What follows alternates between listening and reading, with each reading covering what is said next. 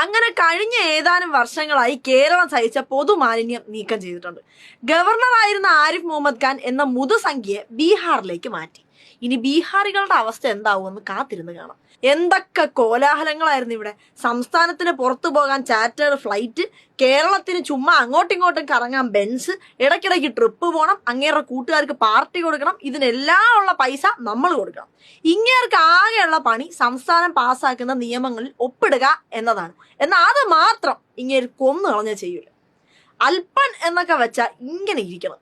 School പിള്ളേരുമായിട്ട് റോഡിലിറങ്ങി show, പിള്ളേർ പിച്ചി നുള്ളി കടിച്ചെന്നൊക്കെ പറഞ്ഞ് പരാതി, മുഖ്യമന്ത്രിക്ക് വെല്ലുവിളി, മിഠായി തെരുവിൽ പോയി അലുവ കഴിക്കൽ, കടമുറിയിൽ കുത്തിയിരുന്ന് പ്രതിഷേധം, ഇങ്ങനെ ഇപ്പൊ പടക്കക്കട ഗുദാഹവ.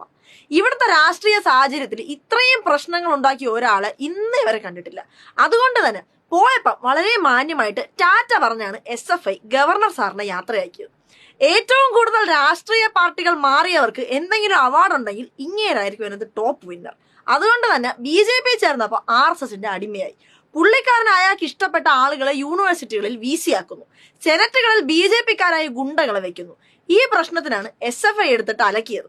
പിള്ളേരെ മുട്ടുകുത്തിച്ചേ അടങ്ങൂ എന്നും വീമ്പ് പറഞ്ഞിരുന്നതാണ്. എന്നിട്ട് എന്തായി? സ്ഥലം മാറ്റം കിട്ടി പോകുമ്പോൾ നാട്ടുകാരൊന്നും തിരിഞ്ഞു പോലും നോക്കുന്നില്ല. ശല്യം ഒന്ന് പോയി കിട്ടിയല്ലോ എന്നാണ് ആൾക്കാരുടെ ഒരു വൈബ്. മിഠായി തെരുവിൽ കടത്തണയിലൊക്കെ പോയിട്ട്